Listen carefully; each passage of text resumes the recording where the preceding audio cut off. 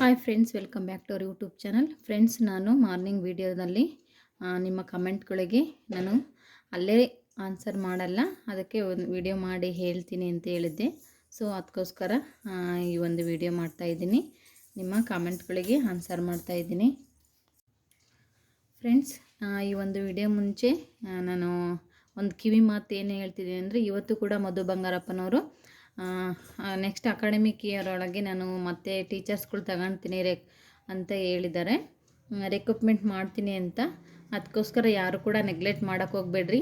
ಯಾಕಂದರೆ ನಾವು ಮೊನ್ನೆ ಟಿ ಇ ಟಿ ನೋಡಿದಾಗೆ ಒಂದು ತಿಂಗಳಲ್ಲಿ ಟಿ ಇ ಟಿ ಮುಗಿಸ್ಬಿಟ್ಟು ನೋಟಿಫಿಕೇಷನ್ ಕೊಟ್ಟು ಆಮೇಲೆ ನಮಗೆ ಇದನ್ನು ಮಾರ್ಕ್ಸ್ ಕಾರ್ಡು ಕೂಡ ಕೊಟ್ಟರು. ಅದಕ್ಕೋಸ್ಕರ ಅವ್ರು ಯಾವಾಗ ಟೈಮಲ್ಲಿ ಹೆಂಗೆ ಸಡನ್ನಾಗಿ ಒಂದು ತಿಂಗಳಲ್ಲೆಲ್ಲ ಪ್ರೋಸೆಸ್ಗಳೆಲ್ಲ ಮುಗಿದ್ಬಿಟ್ಟು ನೋಟಿಫಿಕೇಷನ್ ಕಾಲ್ ಮಾಡಿ ನಮಗೆ ಬೇಕೇ ಬೇಕು ಟೀಚರ್ಸ್ ಅಂತ ಕಾಲ್ ಮಾಡಿದಾಗ ನಾವಿನ್ನೂ ಪ್ರಿಪೇರ್ ಆಗಿರಲ್ಲ.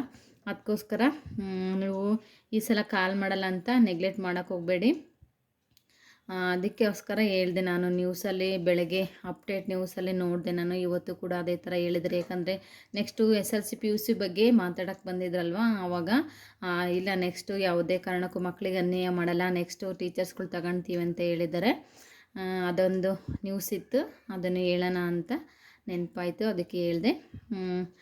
ಫಸ್ಟು ಇಲ್ಲಿ ಮಾರ್ನಿಂಗ್ ಯಾರೋ ಒಬ್ಬರು ಕಮೆಂಟ್ ಮಾಡಿದ್ರು, ನನಗೆ ತುಂಬ ಬೇಜಾರಾಯಿತು. ಯಾರಾದರೂ ಕಮೆಂಟ್ಗಳ್ನು ಅದನ್ನು ನೋಡಿಬಿಟ್ರೆ ಯಾರು ಕೂಡ ಅದನ್ನು ತಲೆಗೆ ಹಚ್ಕೊಬೇಡ್ರಿ. ಯಾರಂದರೆ ಏನು ಹೇಳಿದ್ರು ಅಂದರೆ, ಅವರು ಸೋಷಿಯಲ್ ಸೈನ್ಸ್ ಕಾಲ್ ಮಾಡಲ್ಲ, ತುಂಬ ಜನ ಟೀಚರ್ಸ್ಗಳಿದ್ದಾರೆ ಅಂತ. ಆ ಥರ ಯಾರು ಕೂಡ ಖಂಡಿತ ಕಮೆಂಟ್ ಮಾಡೋಕ್ಕೆ ಹೋಗಬೇಡಿ. ಯಾಕಂದರೆ ಏನೋ ಮೋಟಿವೇಶನ್ ಇಟ್ಕೊಂಡು ಪಾಸಿಟಿವ್ ಥಿಂಕ್ ಮಾಡ್ಕೊಂಡು ಎಷ್ಟೋ ಜನ ಓದ್ತಾ ಇರ್ತಾರೆ. ಯಾರ್ದೋ ಒಬ್ರು ಕಾಮೆಂಟ್ ನೋಡಿ ಸುಮ್ಮನೆ ಮತ್ತೆ ಬುಕ್ಸ್ ಮುಚ್ಚಿಕ್ಕೆ ಮಲಗೋರು ತುಂಬ ಜನ ಇದ್ದಾರೆ, ಮತ್ತು ಡಿಮೋಟಿವೇಟ್ ಆಗ್ತಾರೆ. ಅದಕ್ಕೋಸ್ಕರ ಹೇಳಿದೆ. ನಿಮಗೆ ಅವ್ರೇನು ಬಂದು ಹೇಳಿರ್ತಾರ ಏನೇ ಇಲ್ಲ. ಅದಕ್ಕೋಸ್ಕರ ಸುಮ್ಮನೆ ಈ ಥರ ಎಲ್ಲ ನಿಮಗೆ ನೀವೇ ಅಂದ್ಕೊಂಡು ಯಾರು ಟೀಚರ್ಸ್ ಇಲ್ಲ ತಗೊಳಲ್ಲ, ಕಾಲ್ ಮಾಡಲ್ಲ ಅಂತ ಯಾಕೆ ಅಂದ್ಕೋಬೇಕು. ಮತ್ತು ಬೇರೆಯವ್ರಿಗೂ ಕೂಡ ತೊಂದರೆ ಮಾಡೋಕ್ಕೆ ಹೋಗಬೇಡಿ ಪ್ಲೀಸ್. ಅದಕ್ಕೋಸ್ಕರ ಹೇಳ್ತಾ ಇದ್ದೀನಿ. ಸೋಷಿಯಲ್ ಸೈನ್ಸ್ ಟೀಚರ್ ಕಾಲೇ ಮಾಡಲ್ಲ ಅಂತ ಹೇಳಿದರೆ ಯಾರೋ ಒಬ್ಬರು, ಅವರಿಗೆ ಹೇಳ್ತಾ ಇದ್ದೀನಿ. ಯಾಕಂದರೆ ಎಷ್ಟೋ ಜನ ಪ್ರತಿ ವರ್ಷ ನಮಗೆ 30-40 ಸಾವಿರ ಗಟ್ಟಲೆ ಗೆಸ್ಟ್ ಟೀಚರ್ ಮತ್ತು ಅವ್ರೇನು ಕೆಲಸ ಇಲ್ದೆಲ್ಲ ತಗೊಳ್ತಾರ. ಟೀಚರ್ಸ್ಗಳು ಕ್ಲಾಸು ಮ್ಯಾನೇಜ್ ಮಾಡೋಕ್ಕೆ ತಗೊಂಡಿರೋದು ಅವರು. ಅಲ್ಲೇನು ಟೀಚರ್ಸ್ಗಳು ಹೋಗಿ ಡ್ಯಾನ್ಸ್ ಮಾಡ್ತಾರೆ, ಕ್ಲಾಸ್ ಮಾಡ್ತಾರೆ ತಾನೆ, ಸುಮ್ಮನೆ ಅವ್ರಿಗೆ ಸಂಬಳ ಕೊಡೋಕೆ ಅವ್ರಿಗೇನು ಹುಚ್ಚಿಡ್ದಿದೆಯಾ? ಅದಕ್ಕೋಸ್ಕರ ಎಲ್ಲೂ ಕೂಡ ಖಾಲಿ ಇಲ್ಲ. ಮತ್ತು ಕ್ಲಾಸು ಸೋಷಿಯಲ್ ಸೈನ್ಸ್ ಕಾಲ್ ಮಾಡಲ್ಲ ಅಂತೆಲ್ಲ ನೀವು ಕಮೆಂಟ್ ಮಾಡೋಕ್ಕೋಗಬೇಡಿ, ಬೇರೆಯವರಿಗೆ ಡಿಮೋಟಿವೇಟ್ ಮಾಡಬೇಡಿ. ನೀವು ಬೇಕಾದ್ರೆ ಏನೂ ಹೇಳಿಲ್ಲ ಅಂದ್ರೂ ಪರವಾಗಿಲ್ಲ, ನನಗೆ ಒಂದು ಒಳ್ಳೆ ಕಾಮೆಂಟ್ ಹಾಕಲಿಲ್ಲ ಅಂದ್ರೂ ಪರವಾಗಿಲ್ಲ, ಈ ಥರ ಮಾತ್ರ ಕಾಮೆಂಟ್ ಮಾಡೋಕ್ಕೆ ಹೋಗಬೇಡಿ, ರಿಕ್ವೆಸ್ಟ್ ಮಾಡ್ಕೊಳ್ತಾ ಇದ್ದೀನಿ. ನೆಕ್ಸ್ಟು ನೆನ್ನೆ ತುಂಬ ಜನ ಕಮೆಂಟ್ ಮಾಡಿದ್ರ ಏನಂದರೆ, ಫಸ್ಟು ನೀವು ಭಾಷಾಭ್ಯಾಸದ ಕ್ವಶನ್ಗಳಿಗೆ ಆನ್ಸರ್ ಮಾಡ್ತೀರಾ ಅಥವಾ ನೀವೇನಾದರೂ ಓನಾಗಿ ಕ್ವಶನ್ ತೆಗೆದು ಆನ್ಸರ್ ಮಾಡ್ಕೊತೀರಾ ಅಂತ. ನಾವು ಒಂದು ಪಾಠನ ಓದ್ತಿರ್ತೀವಂದರೆ ಅದರಲ್ಲಿ ಯಾವುದು ಮ್ಯಾಟ್ರು ಇಂಪಾರ್ಟೆಂಟ್ ಆಗುತ್ತೆ, ಯಾವುದ್ರ ಮೇಲೆ ನಾವು 4 ಮಾರ್ಕ್ಸಿಗೆ ತೆಗಿತಾನೆ ಅಥವಾ 3 ಮಾರ್ಕ್ಸಿಗೆ ಯಾವ ಕ್ವಶನ್ ತೆಗಿತಾನೆ, ಇದರಲ್ಲಿ ಇಂಪಾರ್ಟೆಂಟ್ ಇದೆಯಾ ಅಂತ ನಮಗೆ ಗೊತ್ತಾಗ್ಬಿಡುತ್ತೆ ಅಲ್ಲೇ.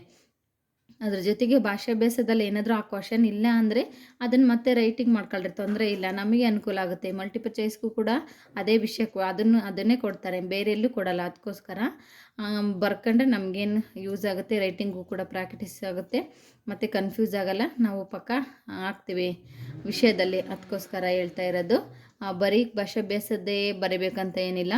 ಕೆಲವೊಂದು ಚಾಪ್ಟ್ರಲ್ಲಿ ತುಂಬ ಭಾಷಾಭ್ಯಾಸಕ್ಕೆ ಜಾಸ್ತಿ ಕ್ವಶನ್ ಕೇಳಿದ್ದಾರೆ. ಸಣ್ಣದಾಗಿದ್ರೂ ಚಾಪ್ಟ್ರ್ ಜಾಸ್ತಿ ಕೇಳಾನೆ, ದೊಡ್ಡ ಚಾಪ್ಟ್ರಲ್ಲಿ ಕಡಿಮೆ ಕ್ವಶನ್ ಕೇಳಿದ್ದಾನೆ, ಆ ಥರ ಆಗುತ್ತೆ. ಅದಕ್ಕೋಸ್ಕರ ನಾವು ಅದಕ್ಕೆ ಸಲ ಎಲ್ಲ ಒಂದು 85-90% ಭಾಷಾಭ್ಯಾಸದಲ್ಲಿ ಕೇಳಿದರು.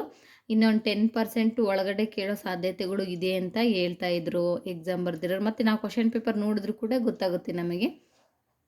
ನೀವು ಕ್ವಶನ್ ಪೇಪರನ್ನ ತೆಗೆದು ನೋಡಬೇಕು, ಎಲ್ಲಿ ಕೇಳಿದ್ದಾರೆ ಮತ್ತು ಎಲ್ಲಿ ಯಾವ ಥರ ಕೇಳಿದ್ದಾರೆ ಅಂತ. ಮತ್ತು ಅಪ್ಲೈಡು ತುಂಬ ಕೇಳೋರಿರ್ತಾರೆ.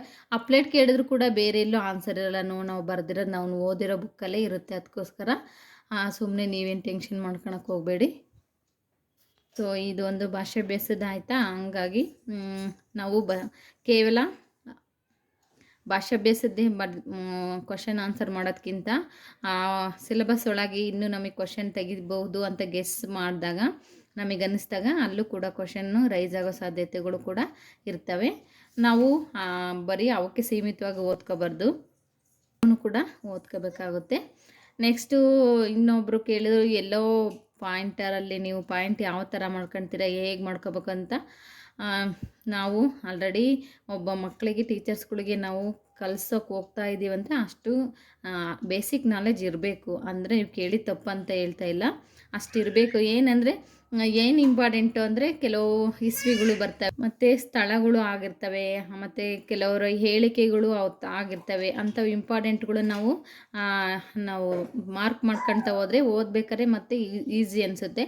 ನಾವು ಟೋಟಲಿ ಲಾಸ್ಟಿಗೆ ಸುಮ್ಮನೆ ಹಿಂಗೆ ತಿರುವಿ ಹಾಕ್ತಿರ್ತೀವಲ್ವ, ಆಲ್ರೆಡಿ ಒಂದು 2-3 ಸಲ ಓದಿದ್ವಿ, ಎಕ್ಸಾಮ್ ಟೈಮಲ್ಲಿ ಸುಮ್ಮನೆ ನಾವು ಬುಕ್ಸ್ ತಿರುವಿ ಹಾಕ್ತಿದ್ದೀವಿ ಅಂತ ನೋಡ್ಬೇಕಾದ್ರೆ ಅವಾಗ ಹೈಲೈಟ್ ಮಾಡ್ಕೊಂಡಿರ್ತೀವಲ್ಲ, ಅದು ಇಂಪಾರ್ಟೆಂಟ್ ಆಗುತ್ತೆ. ಅಷ್ಟು ಹೈಲೈಟ್ಗಳು ನೋಡ್ಕೊಳ್ತಾ ಹೋದರೆ ಬೇಗ ರಿವಿಷನ್ ಆದಂಗೆ ಆಗುತ್ತೆ, ಸಿಲೆಬಸ್ ಕೂಡ ಬೇಗ ಮುಗಿತೈತೆ, ಮತ್ತು ನಮಗೆ ಕೂಡ ನೆನಪಿಗಿರುತ್ತೆ ಅನ್ನೋದಕ್ಕೋಸ್ಕರ ಆ ಒಂದು ಹೈಲೈಟನ್ನು ಬರೆದ್ಬಿಟ್ಟು ಬಳಸ್ಕೊಂಡು ನಾವು ಓದಬೇಕಾಗುತ್ತೆ. ನೆಕ್ಸ್ಟ್ ಒಬ್ಬರು ಕಾಮೆಂಟ್ ಮಾಡಿದರೆ, ಬುಕ್ಕಲ್ಲಿ ಯಾವುದು ಇಂಪಾರ್ಟೆಂಟ್ ಅಂತ ಹೇಳಿ ಅಂತ. ಬುಕ್ಸಲ್ಲಿ ನಾವು ಪರ್ಟಿಕ್ಯುಲರಾಗಿ ಇದೇ ಇಂಪಾರ್ಟೆಂಟ್ ಅಂತ ಹೇಳೋಕ್ಕಾಗಲ್ಲ.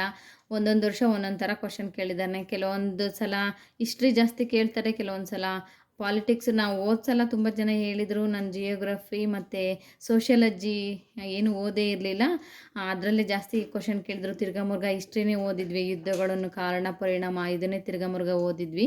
ಬಟ್ ಹಿಸ್ಟ್ರಿ ಜಾಸ್ತಿ ಕೇಳಲಿಲ್ಲ, ಜಿಯೋಗ್ರಫಿ ಕೇಳಿದರು ಮತ್ತು ಸೋಷಿಯಾಲಜಿ ಕೇಳಿದರು ಅಂತ ಹೇಳ್ತಾರೆ. ಅದಕ್ಕೋಸ್ಕರ ನಾವು ಪರ್ಟಿಕ್ಯುಲರಾಗಿ ಇದನ್ನೇ ಕೇಳ್ತಾರೆ, ಇದೇ ಇಂಪಾರ್ಟೆಂಟ್ ಅಂತ ಹೇಳಲ್ಲ. ಕೊಟ್ಟಿರುವಂಥ 6 to 10 ಎಲ್ಲ ಚಾಪ್ಟ್ರು ಕೂಡ ಇಂಪಾರ್ಟೆಂಟ್ ಆಗುತ್ತೆ. ಆಮೇಲೆ ಮತ್ತು ಎಕ್ಸ್ಟ್ರಾ ಬುಕ್ಸ್ಗಳು ಕೂಡ ತಗೊಂಡು ಓದಬೇಕಾಗುತ್ತೆ.